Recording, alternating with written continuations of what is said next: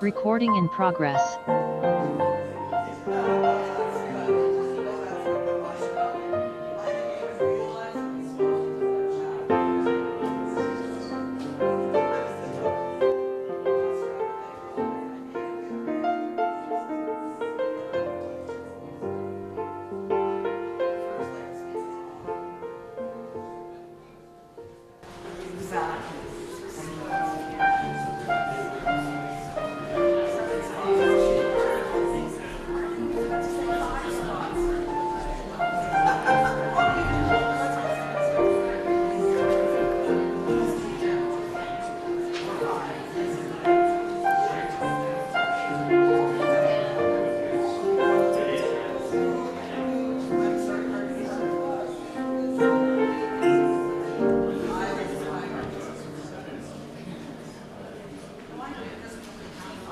Good morning, everyone.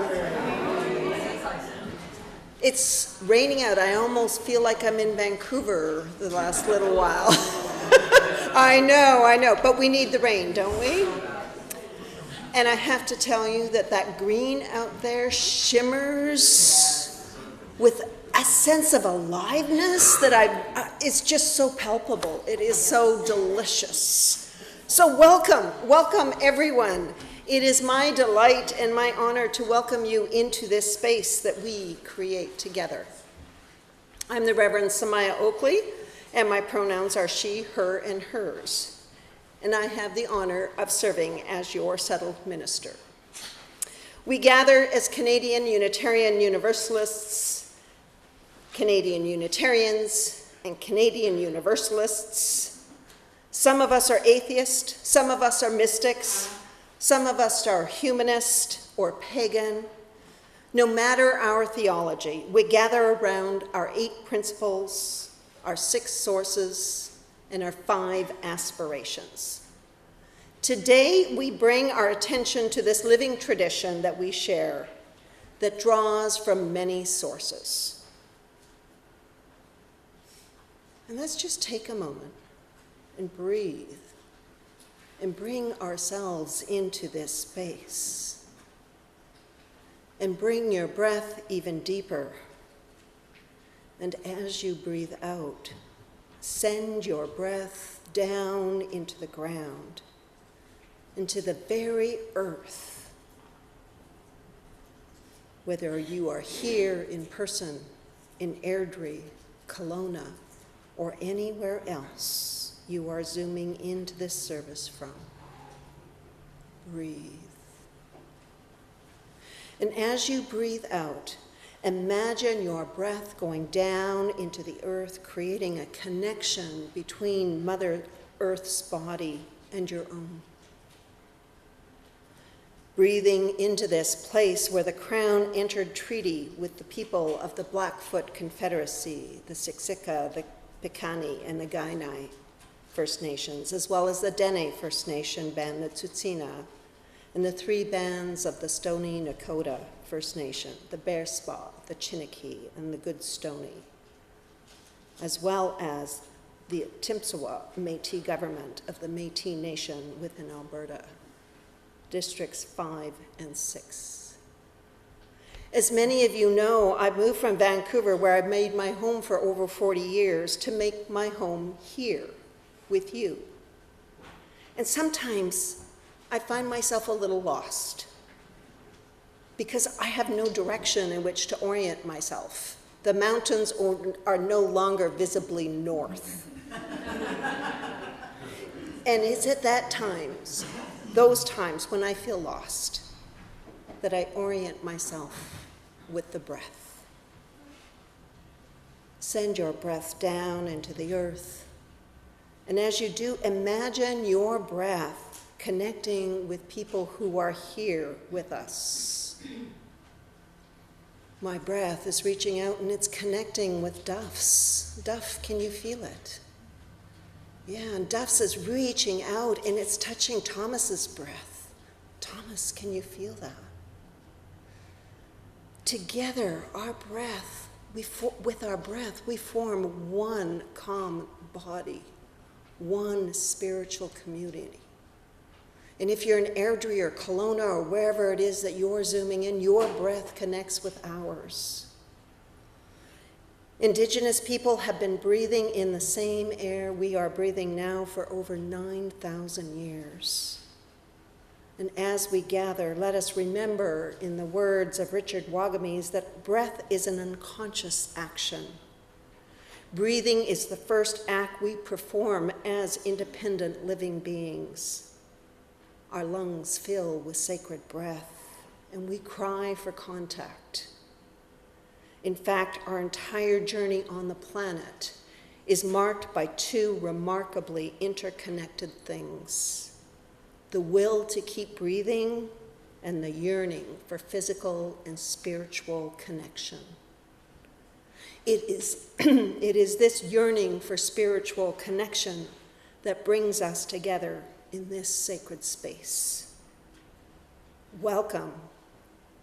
Welcome into this space, grounded in breath, grounded in love.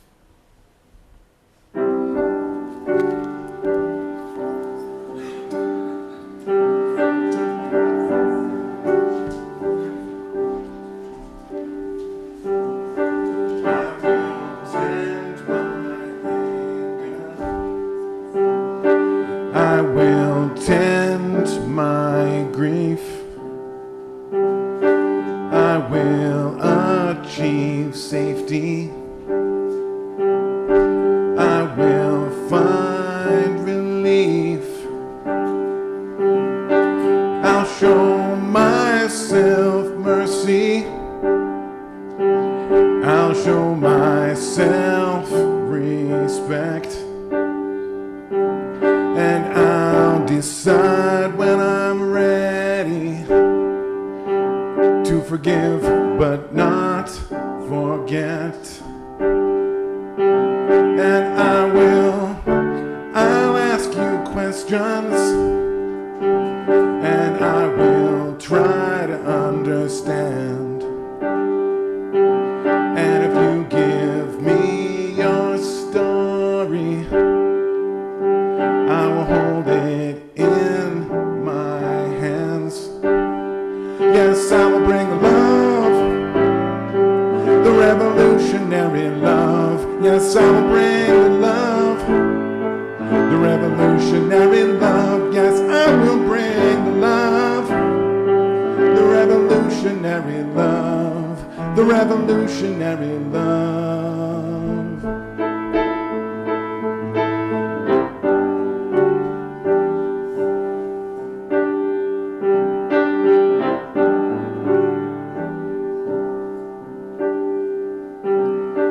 Even if you hurt me, I will not shut down. No, you can't make me hate you and carry that hate around. I will see no stranger, only parts of myself I don't yet know. And I see right through evil, too wounds, too scared to show. Yes, I will bring the love, the revolutionary love. I will bring the love, the revolutionary love. Yes, I will bring the love, the revolutionary love, the revolutionary love. Yes, I will bring the love, the revolutionary love. I will bring the love, the revolutionary love. Yes, I will bring the love, the revolutionary love, the revolutionary love.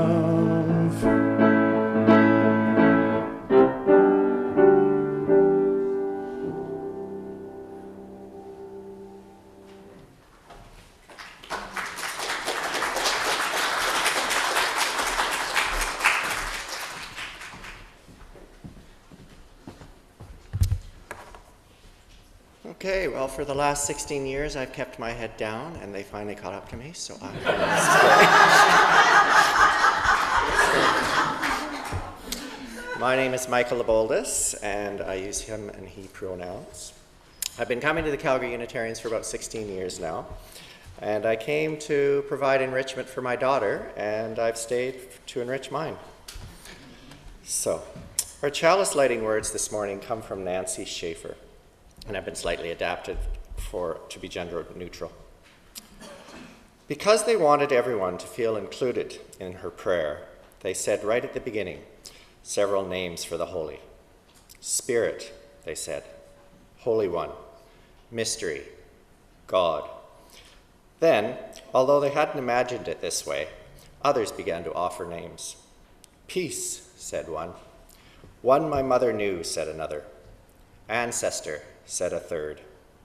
Wind, rain, breath, said one near the back. Refuge, that which holds all.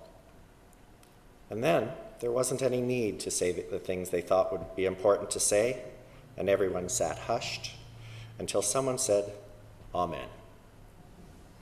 It is in this spirit that we light our chalice this morning.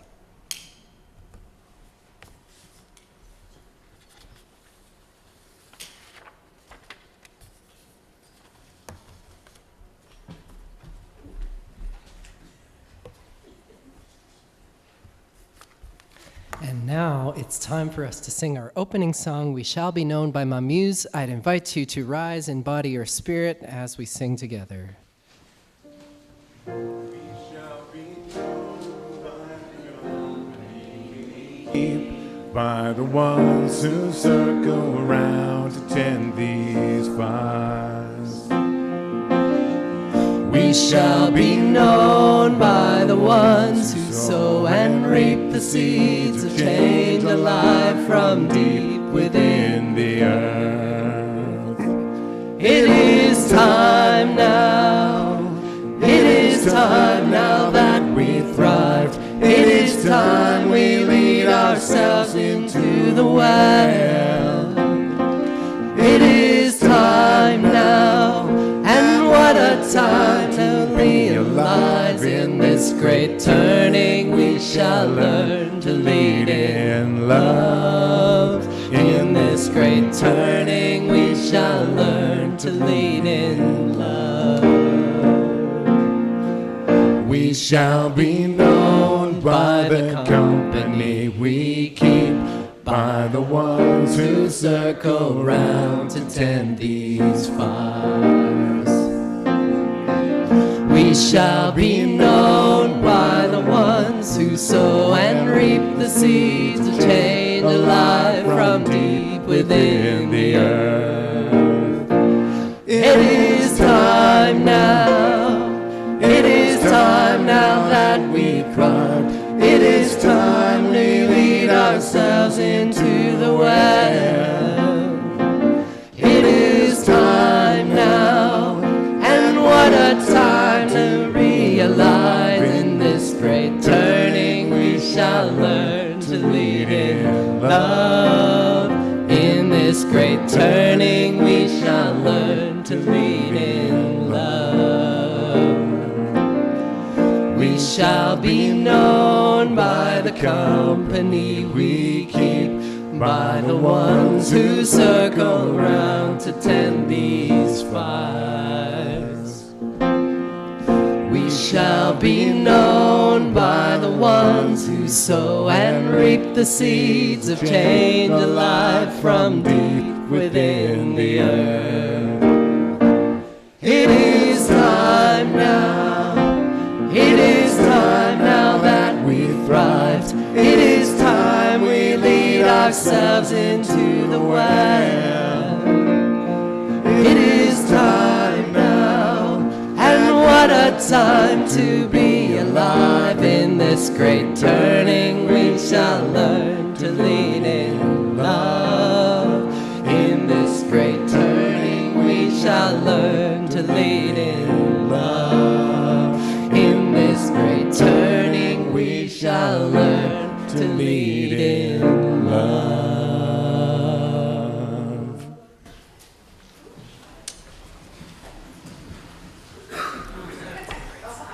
It's a wonderful day to have our choir here today. Very excited.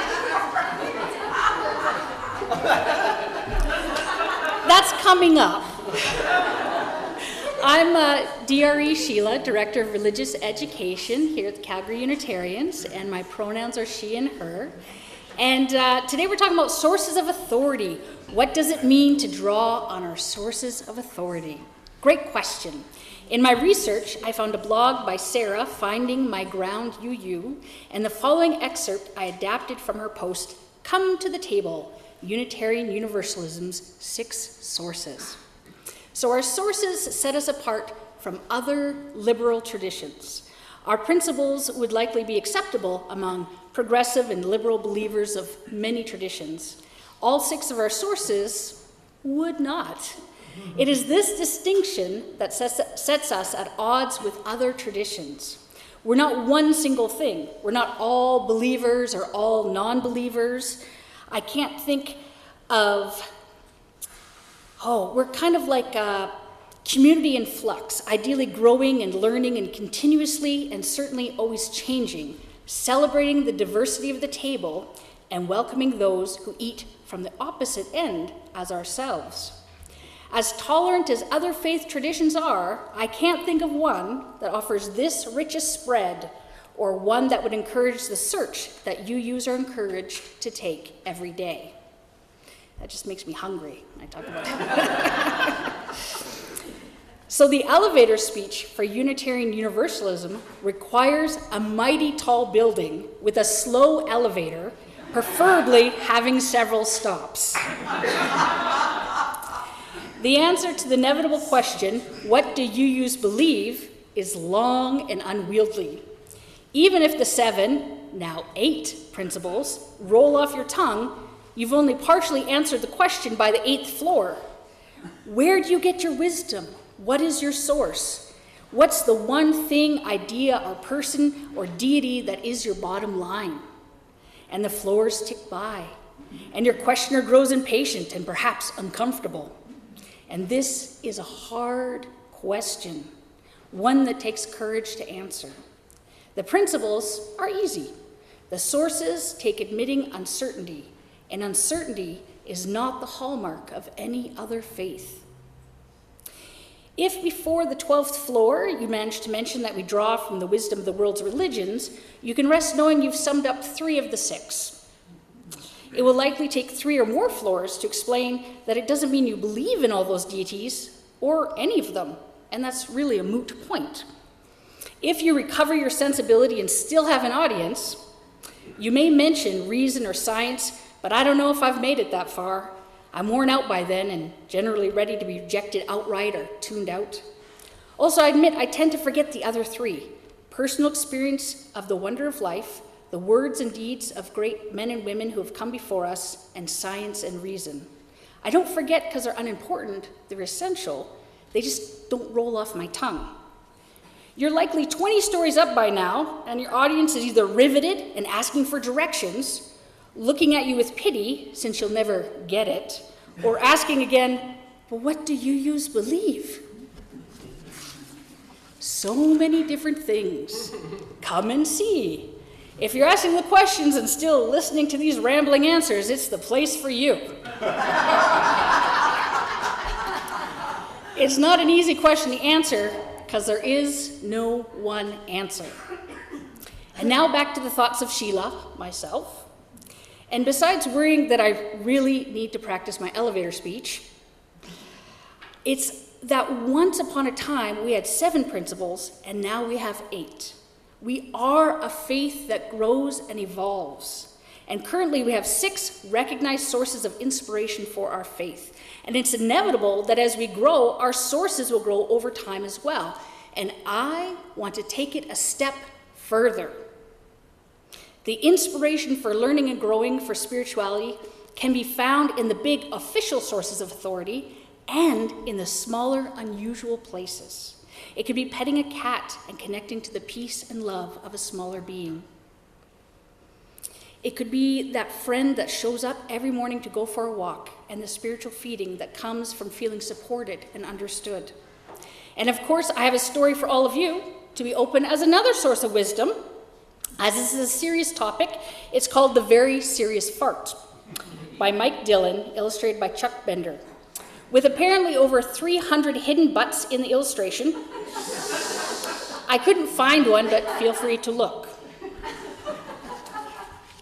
All right. In a not-so-quiet neighborhood, deep in the bowels, lived a most serious fart with monogrammed towels. His name was Siegfried, never a smile on his face. He only listened to Beethoven and always carried a briefcase. Most farts lived in clusters, but Siegfried lived alone. He didn't have any friends, nobody to share a scone.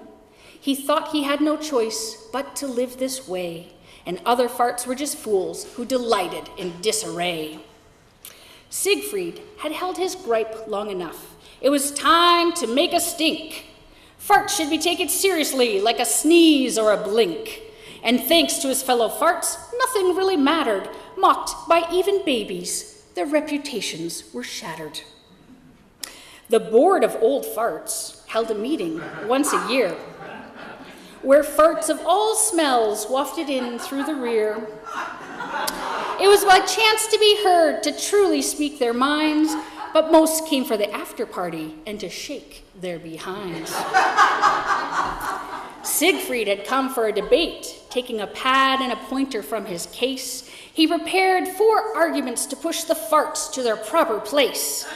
First, a fart should no longer depart from the depths of the derriere, but rather a more elevated spot, like a mouth, eyes, or even nose hair. Second, the telltale tooting sound was a dreaded cacophony. It needed a more dignified tune, like Beethoven's Fifth Symphony. And third, the stinky smell to rotten eggs must be rethought and replaced. Siegfried preferred a more refreshing scent, like lemongrass and minty fresh toothpaste. And lastly, Siegfried asked the board to reconsider the fart's very own name. A 4-letter word like butt and poop brought them nothing but shame. So he offered a new title that suggested nobility, and dropping a bomb, he presented the Farfluffity. Finishing his long-winded plea with nothing more left to say, Siegfried was feeling confident. He had blown the old farts away. And the board quibbled and squabbled, but ended in a stalemate, and they decided to let the town's farts decide the fart's fate. To the mic, each fart floated, blasting ideas Siegfried promoted. I am proud of my tooting vibrations. They've been in my family for generations. I don't care if babies laugh at me. Their little giggles fill me with glee. I don't want a fair for fart's sake. I can't even say it. Hooray for the booty! Hooray for the booty! Hooray for the booty! Siegfried turned his back while everyone joined the chant until the eldest fart hit the gavel and ripped into a rousing rant. Well, Siegfried, your fellow farts have spoken clearly about these opinions which you've held so dearly. You should be proud of who you are and not who you think you should be. One day we'll all run out of gas, so don't take your life so seriously. And as Siegfried considered his fellow farts, he began to rethink his position. Maybe the other farts weren't such fools. Perhaps they cared about tradition. And so Siegfried formally withdrew his debate, a cause for everyone in the room to celebrate. And Siegfried even agreed to attend the festival that night to make sure everyone knew he'd butt out of this fight. And although he didn't throw a jig or join the electric slide, he saw one thing they took seriously, flexing their fun side. And Siegfried still listened to Beethoven, enjoyed tea and scones, but he did so with plenty of friends and grins instead of groans. The rear end.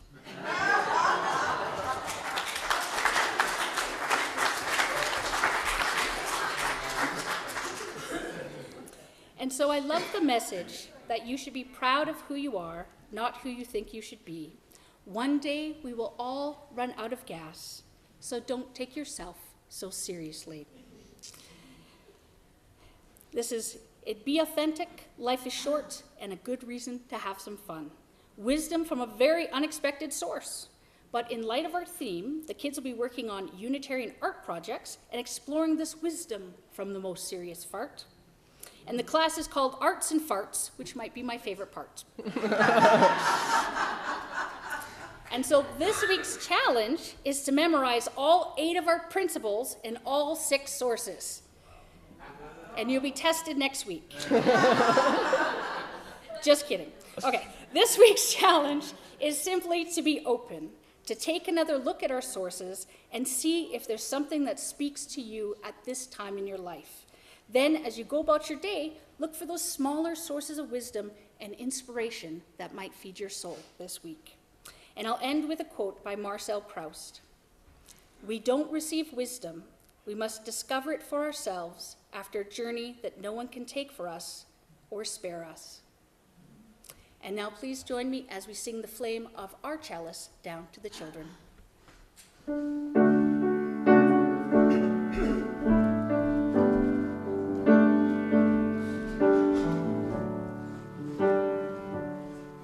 We hold you in our love as you go, as you go. We hold you in our love as you go. To nurture the spark of your precious life. We hold you in our love as you go. We hold you in our love as you go, as you go. We hold you in our love as you go. To nurture the spark of your precious life. We hold you in our love as you go.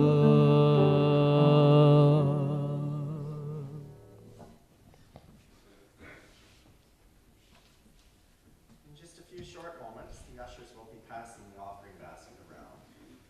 Once upon a time, we used the offering plate to fulfill our pledges of financial support.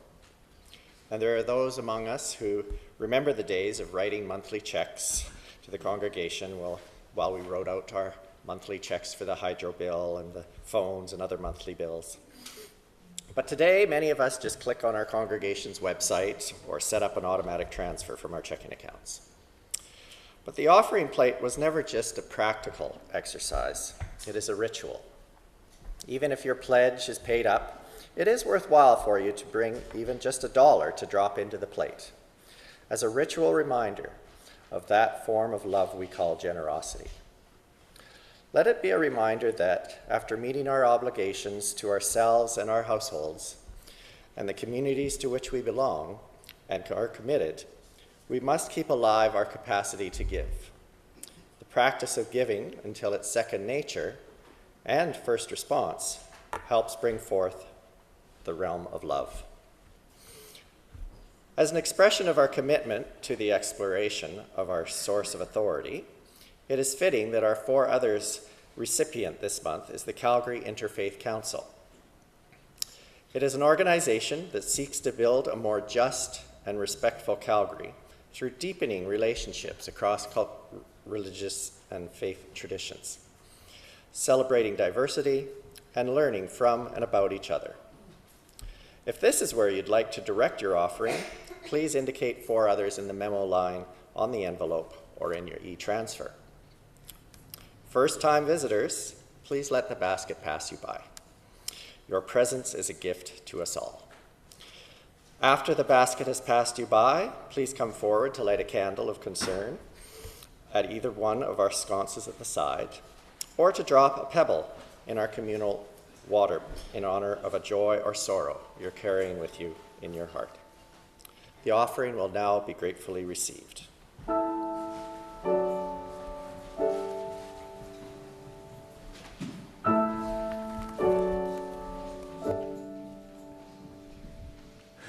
Grass glows green, air shines clean, past is seen humans being.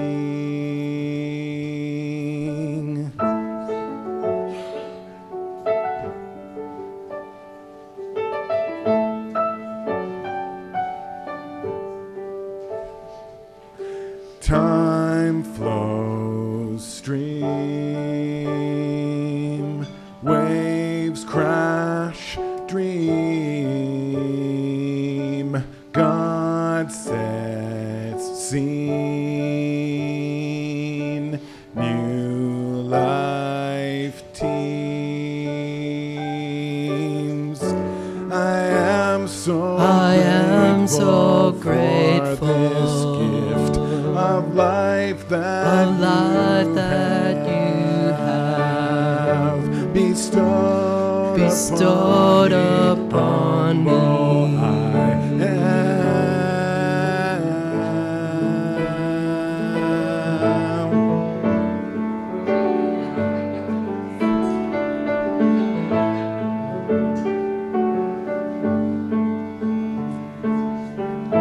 Music lifts joy through me. Wind tangles my hair. A bray of laughter in my throat. Cry of glee. I'm glad I'm me. I am so grateful for this gift of life that you have bestowed upon me.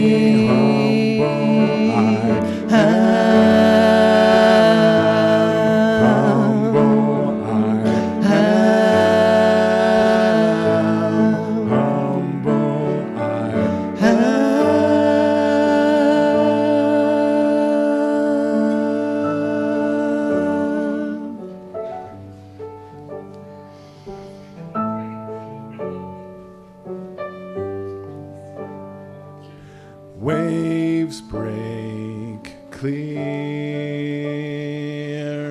gulls dive near. I stand here,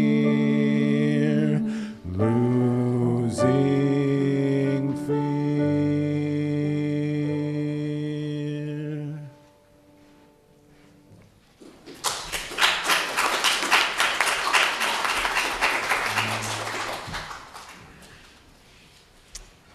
I look around this room and take in the sounds of beautiful song and piano and laughter and greeting. There's so much joy in this room, so much joy of being together here, now. Some of you are celebrating the joy of a new job being offered to someone where they've signed the contract. Others of you are celebrating perhaps the smell of lilac in the rain. Whatever joy you are holding in your heart, we light this candle for you.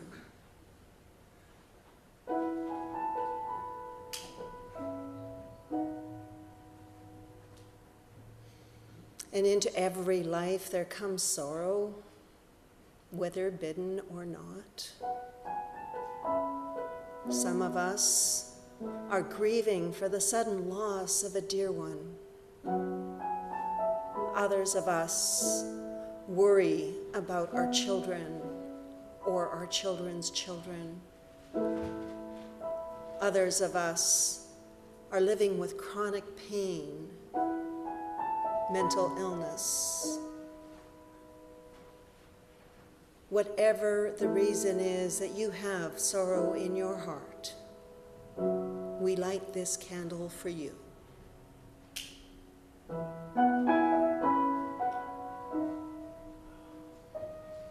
And my heart broke this morning as I looked at the news and saw yet more bombs being levied. We light this final candle for all of those who are living in war-torn areas.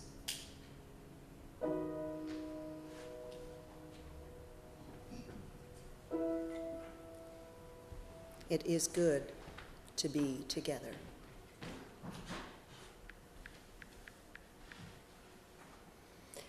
This is the time in our service when we listen to contemplative and prayerful words, sit in silence, and return to the flow of the service through music. We sit in silence for 2 minutes, and Gavin very beautifully times us, so you can just relax and know that the silent is meant to be. And at the end of 2 minutes, we'll come out of silence with the song, There Is a Love. Feel free to let it hold you and bring you back into this space. Or if silence isn't your thing and you really just want to get on with the service, feel free to sing with Gavin. The words will be projected for you. So settle into your body. Breathe with me. Focus in on your breath as it enters and leaves your body. Spirit of life and love, as we move into our time of silence, let us remember that Unitarian Universalism is a living tradition, that revelation is not sealed. The holy is alive and evolving. It is inside of each one of us and larger than us. Individuals who have been transformed can transform the world. Unitarianism, God is one. Universalism, God is love. Unitarian Universalism, one holy love for all. Transformational, living, evolving, becoming. Change is the way of this path. As we contemplate these words, let us enter the reverent peace of silence.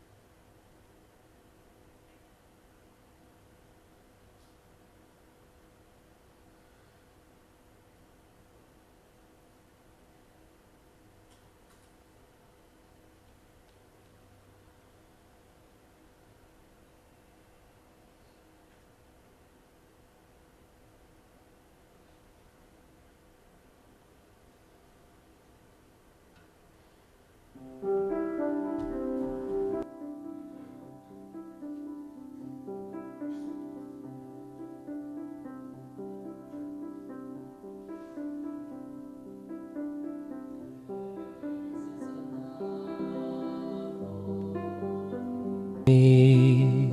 There is a love holding all that I love. There is a love holding all. I rest in this love. There is a love holding us. There is a love holding all that we love.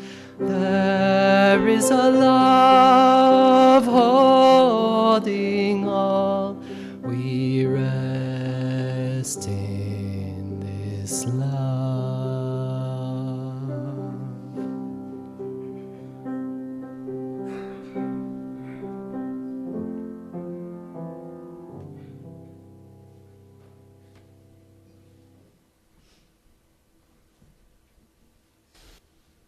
We rest in this love. We are this love. If you were with us, it feels like it's been a long time since I've been with you. It's been like 3 weeks, and that's way too long because I love you too much to be away from you that long. We're not going to do that again. But when I was with you last time, I offered you some tools to talk about Unitarian Universalism, and I introduced a 6th tool to you. Do you remember what that was? Pluralism. And our sources are that place of pluralism that I'm going to go into in a little bit more depth today, because it's helpful to unpack that. And what is it that our sources actually call us to?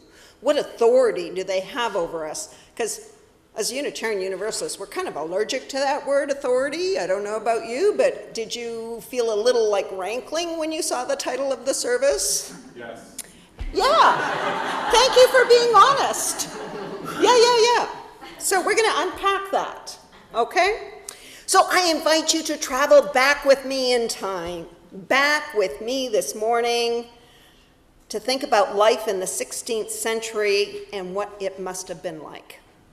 In that time, your religion was dictated to you by your ruling monarch. So if your king or queen happened to be Roman Catholic or Anglican, guess what?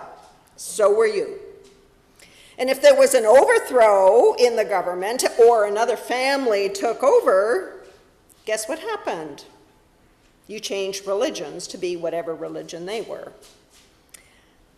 Looking around, the Trinity was absolutely everywhere, carved into cathedrals and churches and buildings. For you not to believe in the Trinity was absolute heresy. This was a time when there was not a lot of room for different thought. That began to change with the advent of the printing press. Suddenly, people could read for themselves the Holy Scriptures that had before been left in the hands of the church. So it was remarkable, and yet not surprising, that in 1565, that a young preacher from Transylvania, Francis David, began to speak out publicly. Now, he happened to be the advisor to King Sigismund in Transylvania, and he was speaking out about his doubts about the Holy Ghost, as it was known at that time. Because David couldn't find any scriptural basis for the doctrine of the Trinity. There's debate as to whether or not he actually said it, but there are many who attribute this quote to David, and the quote is, "We need not think alike to love alike." Heresy. Absolute heresy. So it's no surprise then, when King Sigismund died, that David was not invited back into court. In fact, he was tried as an innovator and died in prison 11 years later. Deborah Falk, Reverend Deborah Falk, was actually in the cell where it was thought that David was held. The roots of our current faith tradition, Unitarian Universalism, flourished in North America. Whoops. I missed a paragraph. an important one. It is this sentiment of love that carried through in both the Unitarian and Universalist strands of our history. Throughout the actions and thoughts of our ancestors, we are a part of a living tradition whose foundation is love. It is through love that we see what needs to be done in the world and act upon it. Now, the roots of our current faith tradition, Unitarian Universalism, flourished in North America. The breadth of innovation and change that the New World opened up had its effect on the religions of the world, and it was here that both traditions gained strength and vitality and numbers. And it's really important to remember this thing is that the figure of Jesus Christ was still a central part of the theology and worship. And both were up against a Calvinist view of God. William Ellery Channing brought the light of truth to the conversation by opposing a view of God who is to be dreaded. Channing instead believed that God made human nature complete with its capacity for moral choice and ever-increasing understanding akin to the divine. He believed that we would understand God by looking inside of ourselves. His contribution to the living tradition was a watershed moment for Unitarianism. For if God was to be found within, then the worst error in religion, according to Channing, arises when we neglect each other. When we look at the world in this manner, we just can't hold love down. And when we allow love into our hearts and our entire being, we cannot help but change and evolve. Our understanding of who we are, and our relationship to the world ends up changing, becomes transformed. We see the hope in our history and send it out as a prayer to the world, a prayer that calls us to create a better way, one grounded in love.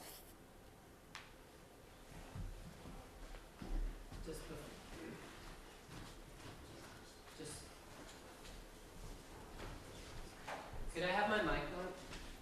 Just before we hear from our choir, I wanted to let you know about a concert coming up on June 23rd in honor of Jane Perry, Euphonia, the Renaissance singers and players, and One Voice Chorus are collaborating together to put on a concert in honor of Jane. And this next piece that you're about to hear will be one of the mass choir selections for that concert. So I'm looking forward to you hearing it. Now, tickets are on sale starting today for that show, and they'll be available in Wickenden after the service. Here we go.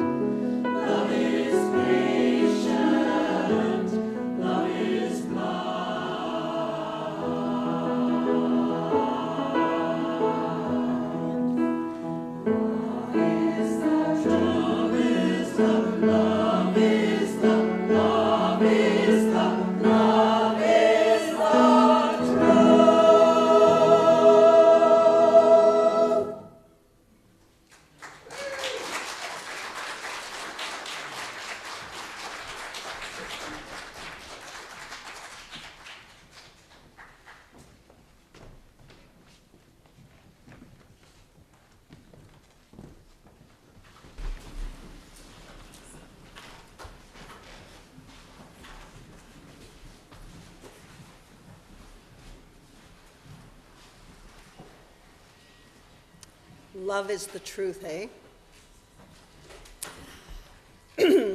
As Canadian Unitarian Universalists, we covenant and affirm to promote 8 principles, and we draw on 6 sources of inspiration or authority for us to make meaning in the world in which we live. That's what it means to be a living tradition. And I do believe that we have something unique in this living tradition. For me, it encourages me and reminds me that there are others who view the world differently. And it's one of the reasons that drew me to Unitarian Universalism. I got excited when I realized that I could sit down and look at the world through different lenses, different windows, get a different perspective that I certainly would not have thought of on my own. I mean, now I not only have the very rich teachings that come from our Jewish and our Christian heritage, but I can also use my own direct experience of the divine, holy, or places that provide me wonder to give me different perspectives. And I was criticized as a child for having my own experience and being told that I couldn't possibly have had that experience. That was important for me. It was very important. I can look at the words and deeds of prophetic people who challenge me to confront powers and structures of evil with justice and compassion and the transforming power of love. I can engage in looking at the wisdom from the world's traditions that inspire me in my ethical and spiritual life. And I even use the humanist teachings to say it's up to us here on earth right now with our own 2 hands to create the world we want. So there's a lot there for us to draw on, and it's pretty rich stuff. And that's what I think is really cool about it, is that we get to choose, right? We get to choose.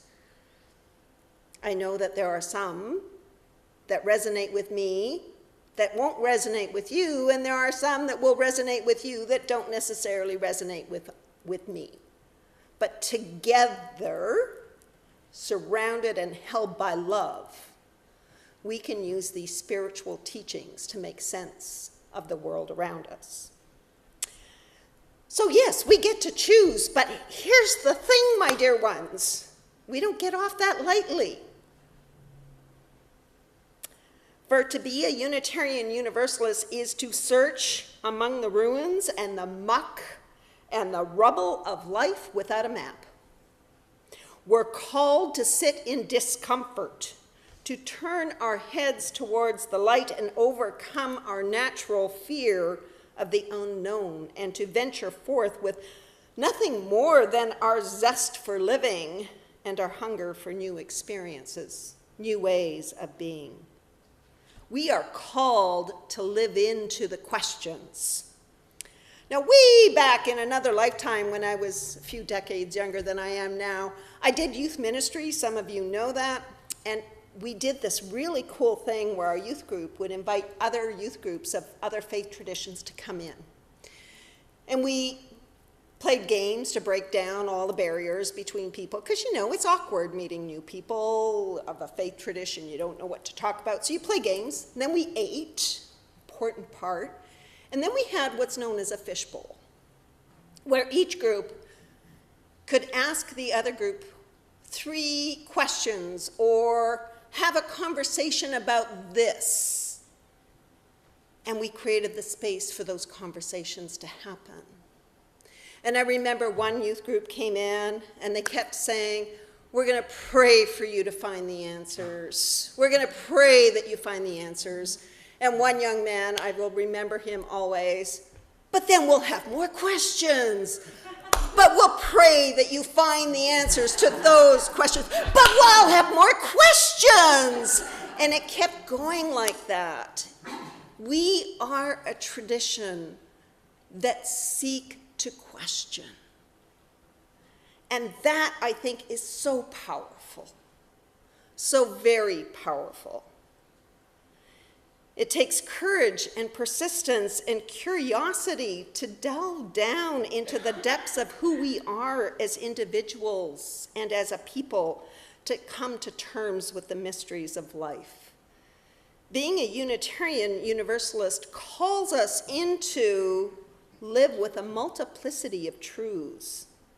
It gives each one of us the freedom to search for our own defining religious principles and then do our best to live by them, to enact them in our everyday lives so that they are visible in all of the small and big ways in which we live our lives. It makes my life richer when I take the time to remember this, particularly at a time in our lives when our borders seem to be drawn tighter, when the fundamentalist voices in our communities become louder and louder, when we are bombarded with messages that those who are different than us are somehow less than, that somehow by virtue of class, social standing, culture, race, affectional orientation, gender, age, that some lights are allowed to burn brighter than others. You see, when it comes to bringing more light and more love and more justice into this world, we all have that need within us. All that we have ever loved and all that we will ever be stands with us on the brink of all that we aspire to create.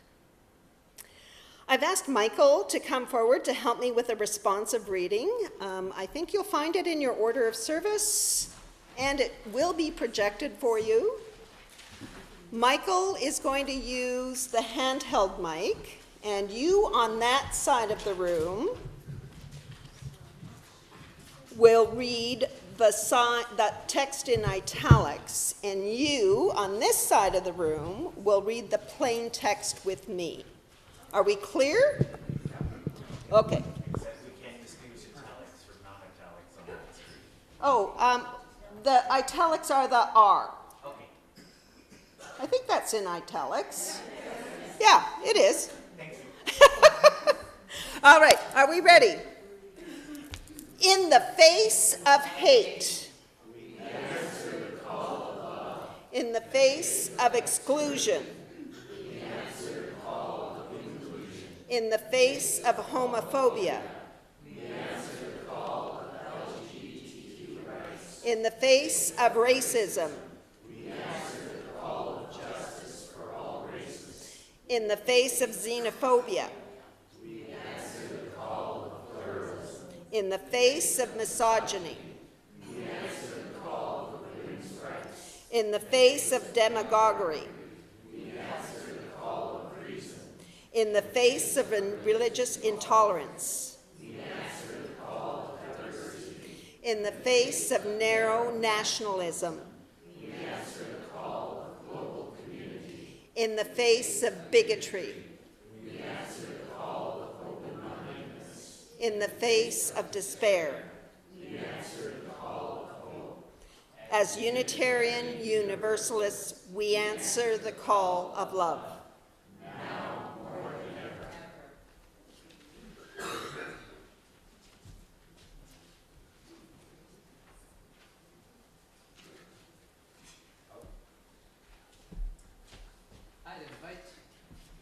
I'd invite you all to rise and body your spirit as we sing together our closing hymn, Answering the Call of Love.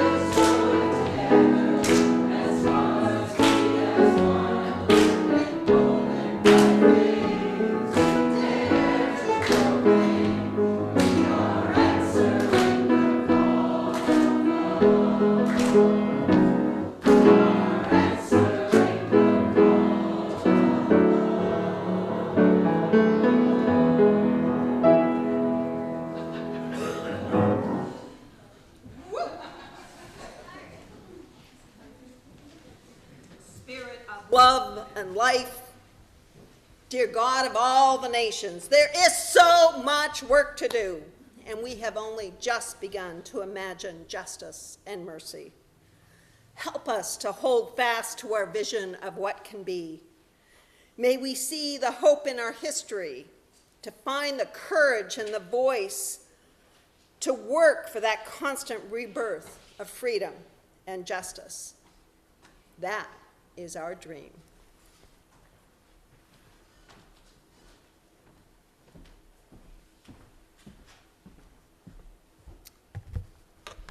Our wayside pulpit outside, just behind Gavin on the other side of the wall there, has the words, "Change the story, change the world." With these words, we challenge a social arrangement by questioning the story that validates it. When people stop believing the stories that justify the social order, it begins to change. The extinguishing of our chalice marks the end of our time together in sacred space.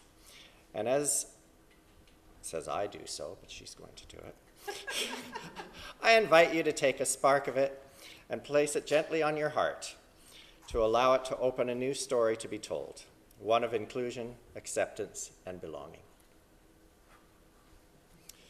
Next week is our flower communion service, and we'll also be installing our new board. For this service, please bring a flower with you. Put it in your phones now, because I always forget these things. Or have one with you if you plan on attending online. Right after the postlude plays, feel free to click on a new Zoom link if you're attending online so that you can engage in conversations with the people there. And if you're here in person, please join us in Wickenden Hall for coffee and conversation. And now, let's wave to those who are attending online.